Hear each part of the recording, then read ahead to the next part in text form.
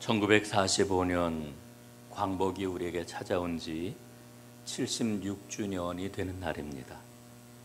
광복은 우리 민족에게 해방을 가져다 준 해방절이기도 하지만 민족의 비극인 분단이 시작된 날이기도 합니다. 해마다 광복절이 되면은 우리는 남북평화통일 공동기도주일로 지키고 있습니다. 사실은 이 기도주일은 일찍이 남한에 있는 교회들과 북한에 있는 어떤 분들은 이제 위장교회라고도 이야기를 합니다만은 이 남북에 있는 교회가 함께 남북 평화 통일을 공동으로 기도하는 그런 주일로 지키기로 하고 지켜온 그러한 그 전통이 있는 주일입니다. 오늘 저는 여러분들에게 하나님의 말씀을 전하기 전에 분단의 가장 큰 아픔이 고스란히 남아있는 철원의 모습을 사진을 통해서 좀 먼저 보고 말씀을 좀 전하도록 하겠습니다.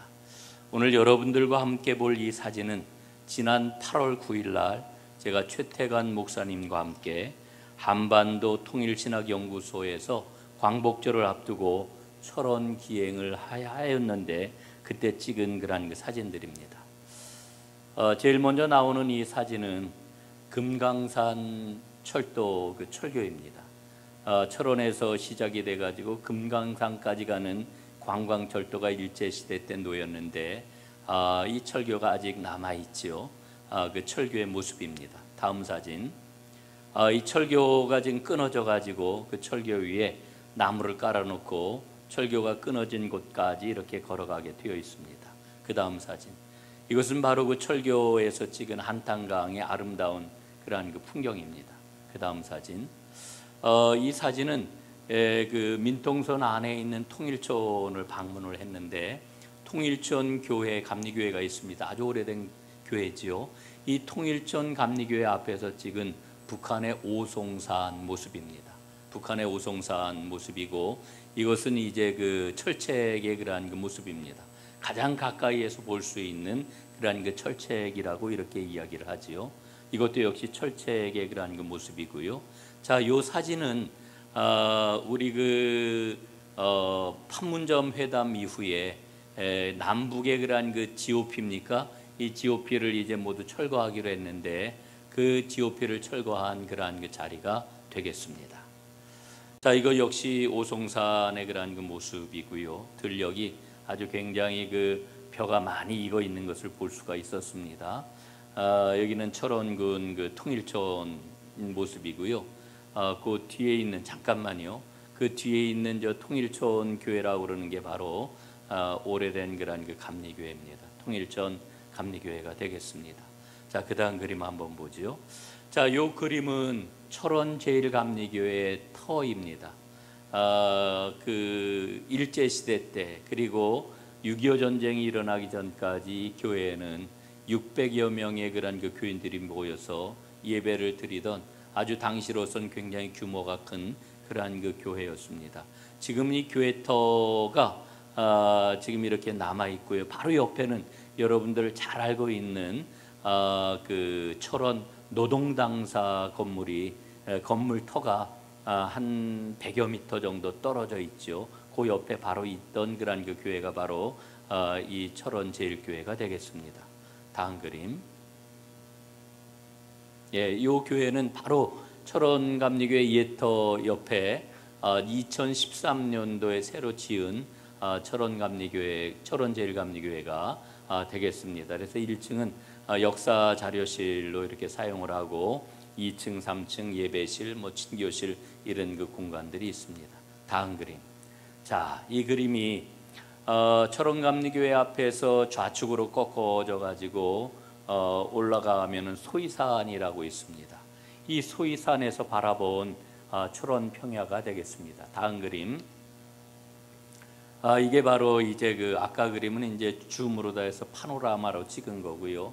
이 사진은 이제 철원 평야의 모습을 보여주는 그런 그 사진인데 저 뒤편으로 이렇게 그 산이 있고 그 사이에 이렇게 까맣게 보이는 어둡게 보이는 그것이 바로 DMZ 그러니까 그 남북 그 분사 분계선 남방 한계선 북한 그 한계선 해가지고 거기가 이제 양쪽으로 4km가 이렇게 비무장지대가 되어가지고 지금 숲이 아주 우거져 있는 것을 보는데 그 뒤로도 이것보다 더 넓은 그 평강 평야가 쭉 전개되는 것을 볼 수가 있었는데 이 사진으로는 그것까지 잘 나오지를 않습니다. 이 지금 보고 계신 이 자리가 일제시대 때 6.25 전쟁이 일어나기 전까지 이 철원 시가지를 이루고 있던 곳입니다. 이곳에 30만 명이 살고 있었다고 그래요. 30만 명이면은 일제시대 때 아주 굉장히 큰 도시라고 이렇게 이야기할 수가 있지요. 손꼽히는 그런 그 규모를 갖고 있던 도시였는데 6.25 전쟁을 겪으면서 그 도시는 흔적도 없이 사라졌고 이 도시 곳곳에 군데군데 옛날에 그러한 그 도시였다라고 하는 것을 알려주는 몇 가지 흔적만 남아 있을 뿐입니다. 자, 이 사진을 이제 10서너 장 정도 여러분들과 함께 보았는데 저는 철원을 방문을 하면서 어떤 생각이 들었느냐 하면은 분단은 여전히 현재 진행형이로구나 하는 생각을 가졌습니다. 과거의 사건이 아니라고 하는 거지요. 이 완료형이 아니라고 하는 이 말 속에는 저는 희망도 있다고 생각을 합니다. 이 분단의 아픔, 분단의 비극 이런 것들이 치유가 되고 이제 이 땅에 평화가 찾아올 날이 멀지 않았다라고 하는 희망을 저는 갖습니다. 여러분이 남북 문제에 대해서 우리가 이야기를 하면은 모두 다 모든 국민들이 모든 사람들이 다 나름의 생각들을 가지고 있습니다. 여러분 그동안 우리 대한민국 정부에서는 이 분단 문제를 해결하기 위하여서 통일 정책을 계속해서 펼쳐왔던 것을 우리는 잘 알고 있지요. 여러 정책들이 있었습니다만은 사실은 두 개의 그런 그 중심축이 있었고 그 중심축에 따라서 정책들이 움직여 왔다고 하는 그런 생각을 갖습니다. 그 두 개의 중심축이 무엇일까요? 하나는 평화라고 하는 중심축이고 또 하나는 정의라고 하는 그런 그 중심축입니다. 이 두 가지 핵심 가치에 따라서 분단 문제를 어떻게 해결할 것인지 우선순위가 다르게 매겨져 왔습니다. 평화를 강조할 때면은 어떻게 했습니까? 평화 프로세스를 실행하는 데 우선순위를 매겼지요. 또 정의 구현을 강조할 때면은 북한에서 일어나고 있는 이 악의 흐름을 제어하는 것이 결국은 평화와 통일을 가져오는 것이다 하는 그런 그 정책을 펴오지 않았습니까? 그래서 어느 때는 대화와 협력이 전면에 이렇게 등장을 하였고 어느 때는 봉쇄하고 압력을 가하고 이러는 것들이 남북 문제의 전반적인 기조가 되기도 했습니다.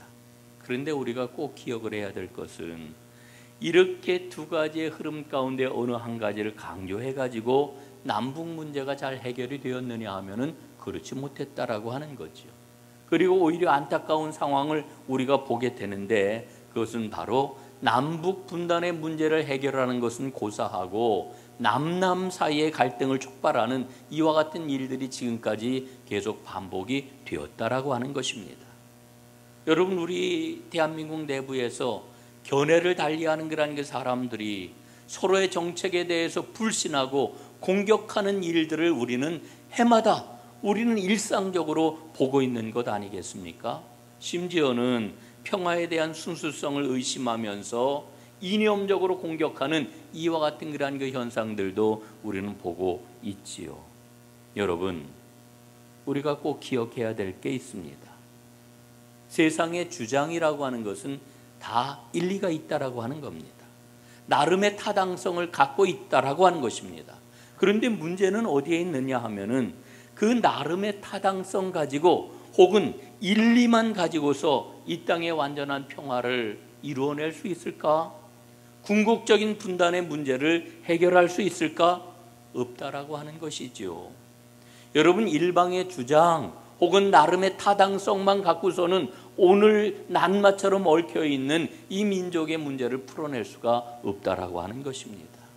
여러분 그래서 우리는 하나님의 도움을 구하며 하나님의 은혜와 하나님의 역사를 구하면서 하나님 앞에 간구를 하는 것이지요. 여러분 성경 말씀을 보면은 시편 85편 10절 11절에 이와 같은 말씀이 나옵니다. 인애와 진리가 같이 만나고 의와 화평이 서로 입맞추었으며 진리는 땅에서 솟아나고 의는 하늘에서 굽어보도다. 이렇게 말씀을 합니다. 여러분, 이 말씀을 보면 우리에게 뭐라고 이야기를 해요? 인애와 진리가 함께 만난다 말씀을 해요. 의와 화평이 입을 맞춘다라고 이렇게 말씀을 해요. 다시 말씀을 드리면은 하나님께서는 정의와 평화를 동시에 드러내신다라고 하는 이와 같은 이야기입니다. 여러분, 이 말씀은 우리에게 우리가 가지고 있는 사람들의 관점을 뛰어넘는 우리의 삶을 새롭게 하나님의 눈으로 보아야 한다라고 하는 것을 우리에게 일러주고 있는 것입니다. 여러분, 정의와 평화는 어느 한쪽만을 강조한다고 해서 이루어질 수 있는 게 아닙니다. 여러분, 평화는 무력을 통해서 이루어지나요? 정치 권력의 힘을 통해서 이루어지나요? 우리는 그럴 수 있다고 생각을 하는데 역사적으로 보면 그렇지 않습니다. 로마는 자신들이 이룬 평화, 팍스 로마나를 얼마나 자랑을 했습니까? 그러나 그 팍스 로마나라고 하는 것은 무력에 의한 그 평화였을 뿐만 아니라 진정한 평화를 가져다 주지도 못했고 또한 오래 가지도 못했던 것을 우리는 분명히 봅니다. 여러분, 하나님은 말씀을 하십니다. 정의와 평화는 서로가 입을 맞추어야 할 정도로 분리될 수 있는 게 아니다, 이렇게 말씀을 해주어요. 이 말씀을 통해서 우리는 이 평화와 통일이라고 하는 것은 바로 위로부터 와야 된다라고 하는 사실을 깨닫게 되는 거지요. 여러분, 우리는 모두 다 믿음을 가지고 살아가는 사람들입니다. 성경의 진리라고 하는 것이 무엇입니까? 하늘로부터의 운동이라고 하는 거지. 하늘로부터의 운동. 여러분, 우리의 구원이 무엇입니까? 우리는 하나님 앞에 구원을 받은 자들이고 하나님의 은혜 가운데 살아가는 사람들인데 우리의 그러한 그 믿음을 한마디로 고백을 하면은 여러 가지 단어들을 사용을 할 수가 있을 것입니다.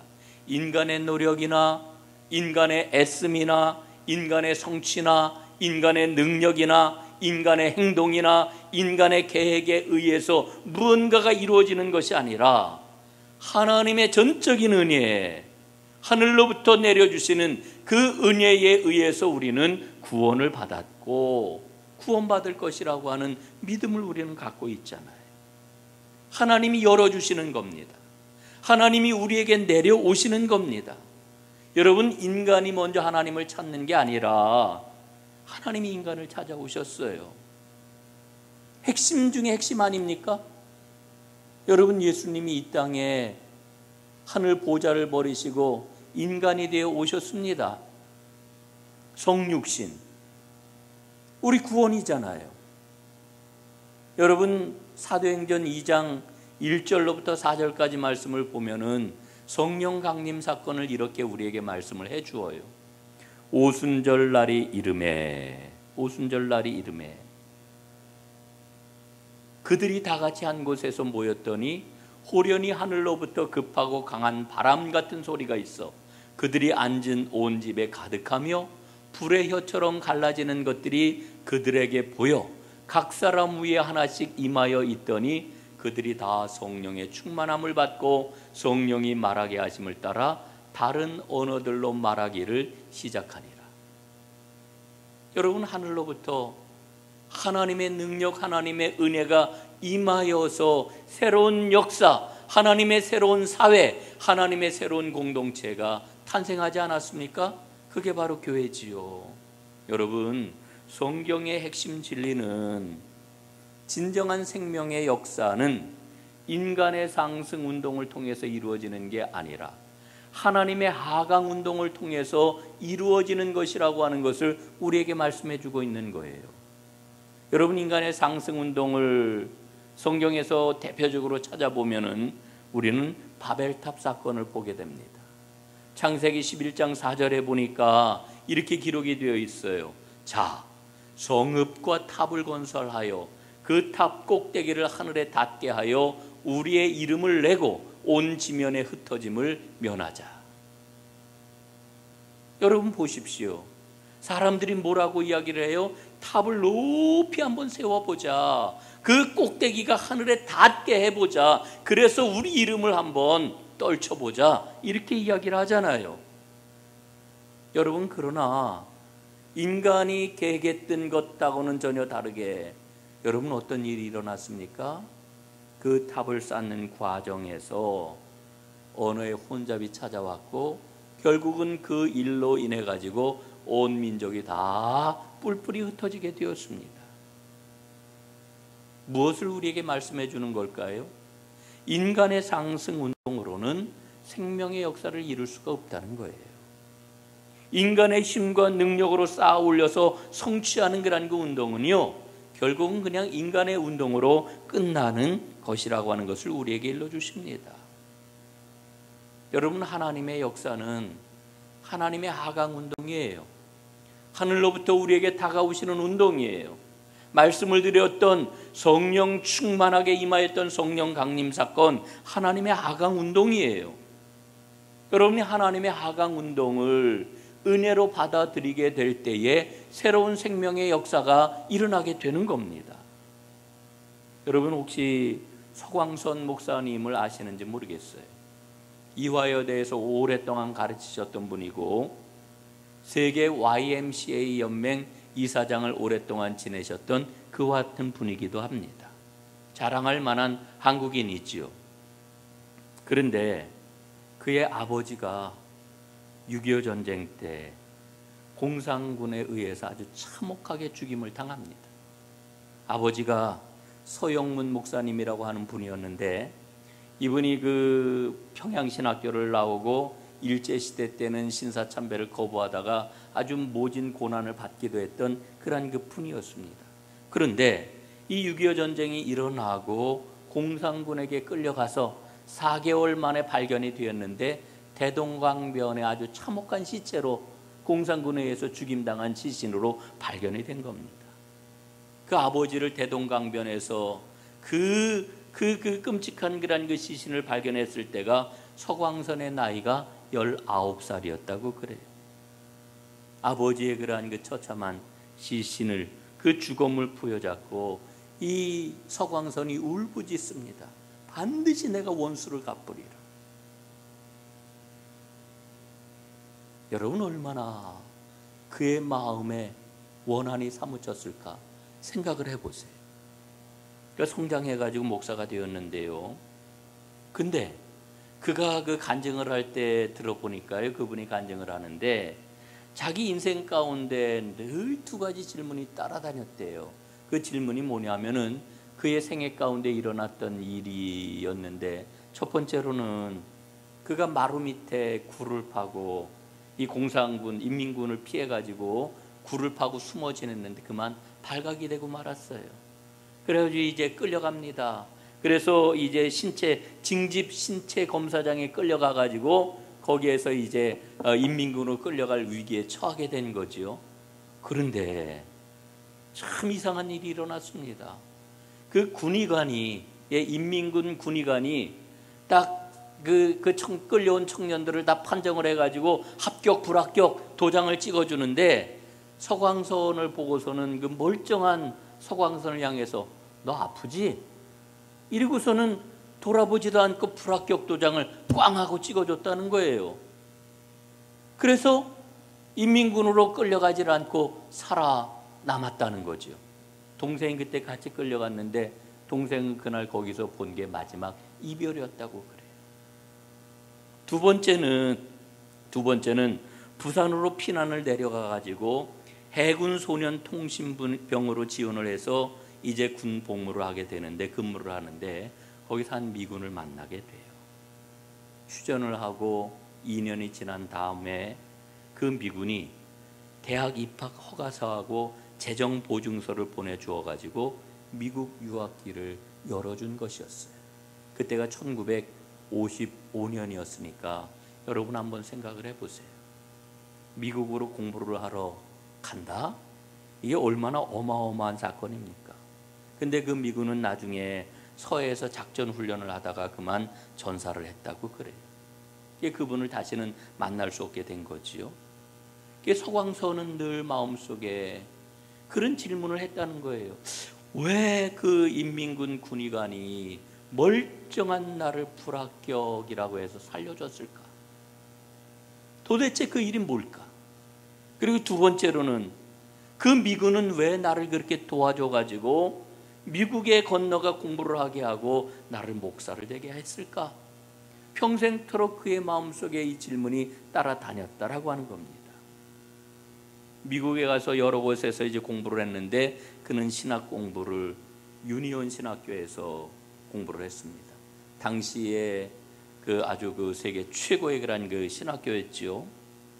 거기서 공부를 하면서 또 교회를 동시에 섬기면서 그는 새로운 깨달음을 갖게 되는데, 그게 뭐냐 하면은 원수를 갚는 것이 아버지를 죽인 상대를 죽이거나 보복을 하는 게 아니라고 하는 이와 같은 믿음의 깨달음을 얻게 됩니다. 가장 큰 영향력을 끼친 게 누구였느냐면 마틴 루터 킹 목사님이었는데, 마틴 루터 킹 목사님의 민권운동을 경험을 하고 그것을 배우면서 거기에서 많은 흑인 친구들, 백인 친구들, 그들과 만나면서, 여러분 미국 사회에서의 그러한 그 흑인과 백인의 갈등이라고 하는 것은 이거 역사적으로 얼마나 뿌리가 깊은 일입니까? 그들 안에서 역사적으로 또 개인적으로 인간적으로 그들 안에 있는 증오와 미움, 이런 것들을 해소해 나가는 신앙적인 모습들을 보면서 새로운 믿음의 눈이 떠지고 진정한 평화의 길이 이런 길이로구나 하는 것을 깨달았다라고 하는 거지. 그러면서 그는 하나님께서 베푸시는 큰 자유가 어디에서 오는지를 깨달았다고 이야기를 해요. 예? 그러면서 내 안에 있는 가장 큰 장애물, 하나님의 사랑, 하나님의 정의, 하나님의 평화를 내 삶을 통해서 이루어 가시는데 가장 큰 장애물이 내 안에 있다라고 하는 것을 서광서는 깨달은 거예요. 나를 가둬놓고 있는 내 안의 감옥으로부터 자유롭지 못하면은 진정한 자유를 얻을 수가 없는 것이로구나, 이것을 깨달았다고 고백을 해요. 그러면서 그분은 이렇게 이야기를 합니다. 아버지를 죽인 원수들이지만 나는 그들을 용서하기를 구하였고 하나님께서 그 평안함을 주셨습니다. 이렇게 고백할 수 있도록 하나님은 은혜 가운데 나를 인도해 주셨습니다. 여러분, 서광선이 경험했던 이 믿음의 그런 그 경험은 어디에서 온 걸까요? 그의 지식에서 온 걸까요? 그의 이념에서 온 걸까요? 여러분, 민족을 살리는 평화와 통일은 인간의 운동으로 되지 않습니다. 하나님이 행하시는 하강 운동이어야 된다라고 하는 거지. 여러분, 우리가 구약 성경을 보면은 다윗은 처음에 유다 지파의 왕이 되어요. 그래서 헤브론에서 유다 지파의 왕으로 7년을 다스리게 되어요. 그런데 그때에 사울 왕의 아들이 하나 살아남았는데 이스보셋이 마하나임의 수도로 정하고, 마하나임을 수도로 정하고 왕위에 오르지요. 아주 미미했습니다만은 어쨌든 그 모든 그런 사울 왕을 따르던 인물들이 정리가 되고 이 모든 과정을 겪은 후에 다윗은 온 이스라엘의 왕이 됩니다. 12지파의 왕이 드디어 된 거예요. 근데 왕이 되었을 때에 다윗이 행한 일이 뭔지 아십니까? 수도를 정해야 되는데 그는 수도를 헤브론에다 정하지를 않았어요. 마하나임을 수도로 정하지도 않았어요. 예루살렘이라고 하는 새로운 도시에다가 수도를 정했어요. 이 과정에서 다윗이 구한 게 있습니다. 하나님의 은혜를 구하였어요. 하나님의 하강운동이 있어야만 모든 이스라엘 지파가 한 마음으로 통일이 될 수 있다라고 하는 것을 다윗이 알았던 거예요. 그래서 다윗은 예루살렘을 수도로 정하면서 그 당시에 이것저것 떠돌아다니던 하나님의 언약궤를 예루살렘으로 정성껏 모셔옵니다. 하나님의 언약궤를 예루살렘에 잘 모셨더니 하나님의 은혜가 온 이스라엘에게 임하였고 이스라엘은 비로소 하나가 되었습니다. 다윗은요, 이스라엘을 하나 되게 하는 일이 어떻게 가능한지 분명하게 알았던 겁니다. 여러분, 언약궤를 예루살렘으로 모시고 불렀던 노래가 시편 133편 노래입니다. 보라, 형제가 연합하여 동거함이 어찌 그리 선하고 아름다운고, 머리에 있는 보배로운 기름이 수염 곧 아론의 수염에 흘러서 그의 옷깃까지 내림 같고 헐몬의 이슬이 시온의 산들의 내림 같도다. 거기서 여호와께서 복을 명령하셨나니 곧 영생이로다. 여러분, 하나님의 언약궤가 예루살렘으로 들어올 때에 하나님의 영이 온 이스라엘 가운데 임하였던 겁니다. 그리고 이 노래를 보게 될 것 같으면은 머리에 보배로운 기름이 아론의 옷깃에까지 내렸다라고 하는 이와 같은 구절이 나오지요. 여러분이 아론의 옷깃이라고 하는 것은 아론은 제사장을 가리키는 겁니다. 그러니까 아론의 옷깃이라고 하는 것은 제사장이 입는 옷을 이야기를 하는 겁니다. 여러분, 제사장의 옷을 보면은 앞에 이 흉패가 판결 흉패가 이제 붙어 있는데 12지파의 이름이 여기에 다 적혀 있단 말이에요. 그러니까 이 아론의 옷깃에 기름이 이제 배었다라고 하는 그런 이야기는 하나님의 영이 12지파 가운데 임하였다라고 하는 그런 그 이야기입니다. 여러분, 이스라엘 12지파는 굉장히 사이가 좋았던 것 같지요? 여러분, 그렇지 않아요. 이들은 경쟁했고요, 이들은 분열했고요, 이들은 갈등했고요, 심지어는 사사기 말씀을 보면은 베냐민 지파가 멸절될 위기에 처할 정도로 아주 심각한 전쟁을 했던 이와 같은 사람들이었어요. 이 아픈 상처가 고스란히 남아 있었단 말이에요. 그런데 하나님의 영이 임하게 되자 하나님의 영으로 그 모든 아픈 상처들이 씻겨 내려가고 새로운 마음으로 바뀌고 있는 것을 시편 133편은 노래를 하고 있는 겁니다. 이 노래를 보면서 저는 하나님 앞에 기도해요. 보라, 형제가 연합하여 동거함이 어찌 그리 선하고 아름다운고. 이게 우리가 불러야 할 노래, 우리 민족이 불러야 할 그런 그 노래가 아니겠는가 하는 생각을 갖는 것입니다. 여러분, 우리 민족이 이루어야 하는 새로운 평화 공동체는 북한 사람을 남한 사람으로 만드는 거 아닙니다. 또 남한 사람을 북한 사람으로 동화시키는 것도 아닙니다.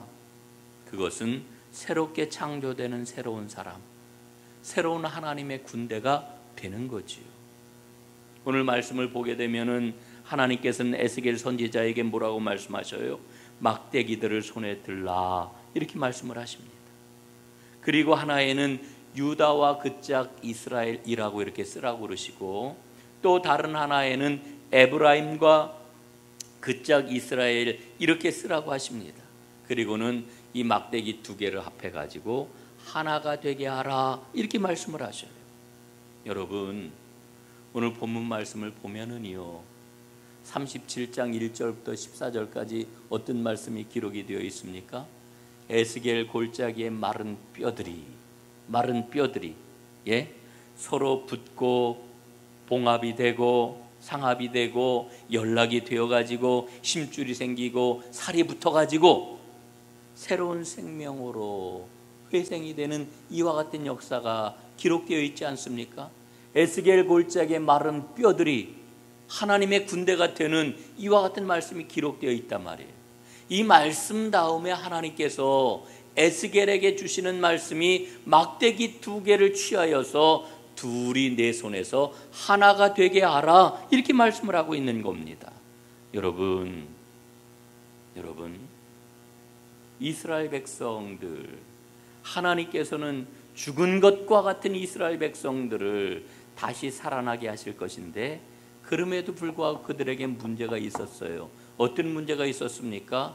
그들 내부에 여전히 분열되고 여전히 갈등하고 여전히 갈라진 이와 같은 역사적인 상처가 아물지 않고 그대로 있는 것을 하나님이 보셨던 겁니다. 여러분, 오늘 말씀을 통해서 하나님은 두 가지를 우리에게 똑똑히 보여주십니다. 첫째, 이스라엘은 포로라고 하는 것을 분명하게 보여주십니다. 외적으로 보면은요, 지금 이스라엘은 바벨론의 포로로 끌려와 있잖아요. 포로가 틀림없어요. 그러나 동시에 하나님께서는 무엇을 보라고 하십니까? 이스라엘은 더욱더 심각한 내부의 포로로 사로잡혀 있는 쇠사슬이 있다라고 하는 것을 보게 하시는 거예요. 여전히 남유다와 북이스라엘, 상대방을 미워하는 내부의 쇠사슬에 매여 있는 내적인 포로들이다. 이걸 하나님은 보라고 그러시는 거예요. 하나님은 또 뭐를 보라고 그러십니까? 미래의 하나님 나라가 펼쳐지게 될 것인데 그 미래의 하나님 나라는 남과 북의 분열이 극복된 나라다 하는 것을 보여주고 계시는 거지. 마른 뼈들이 살아나서 하나님의 군대가 될 것이다. 그런데 그 미래는 더 이상 분열의 그 나라가 아니고 하나된 주님의 나라, 하나된 주님의 민족이 될 것이라고 하는 것을 일러주고 있는 거지요. 그래서 지금 에스겔에게 두 막대기를 한 손에 잡고 하나가 되게 하라 이렇게 말씀을 하는 겁니다. 여러분, 오늘 저는 에스겔서를 읽으면서 우리 민족이 처해 있는 모습이 이스라엘과 비슷하구나 하는 생각을 갖습니다. 바벨론 포로로 끌려온 이스라엘과 비슷하구나. 우리 이 민족이요, 눈에 보이지는 않지만 지금 분단의 쇠사슬, 분열의 그 감옥 안에 지금 포로처럼 지금 우리가 묶여 있는 거예요. 76년 동안이나 이 분단의 감옥살이를 지금 우리가 하고 있는 거예요. 분열의 포로 생활을 지금 계속해서 하고 있는 거예요. 여러분, 거기에다가 71년 전에는 6.25 전쟁이 일어나가지고 400만 명 이상의 사람들이 죽거나 다치거나 이러지 않았습니까? 이런 역사적인 아픔, 상처가 있기 때문에 여러분, 전에는 1천만 명 이상의 이산 가족이 있다고 그랬는데 엄청나게 많이들 돌아가셨겠지요. 지금은 얼마나 되는지 모르겠어요. 이런 현실 앞에서 우리는 이 비극적인 분단의 사슬이 과연 끊어질 수 있을까? 해결될 수 있을까? 그런 확신이 잘 안 서는 거예요. 그냥 우리 이렇게 살아가야 되는지도 몰라. 포기하는 마음이 있을지도 몰라요. 그러나 하나님은 우리 민족의 미래는 반드시 분단이 극복된 평화의 나라, 평화의 민족이 될 것이라고 하는 것을 분명히 말씀을 해 주십니다. 여러분, 그 평화는 하나님의 하강 운동으로 이루어지는 것입니다. 그러나 중요한 것은 하나님의 그 하강 운동에는 반드시 인간의 순종이 필요합니다.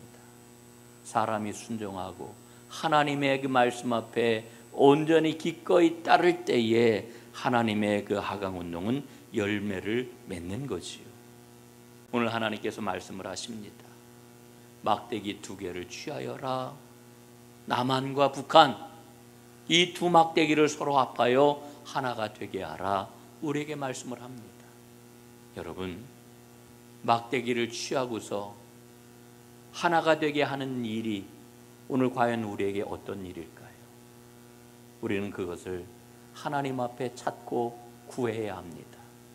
그리고 하나님께서 깨닫게 하실 때에 용감하게 그 일에 순종하고 앞을 향해 나아가야 될 것입니다. 그럴 때 하나님께서는 하나님의 일꾼들을 통해 하나님의 평화의 역사, 생명의 역사, 통일의 역사를 반드시 이루어 주실 줄로 믿습니다. 우리는 하나님 앞에 부름받았습니다. 기도하겠습니다.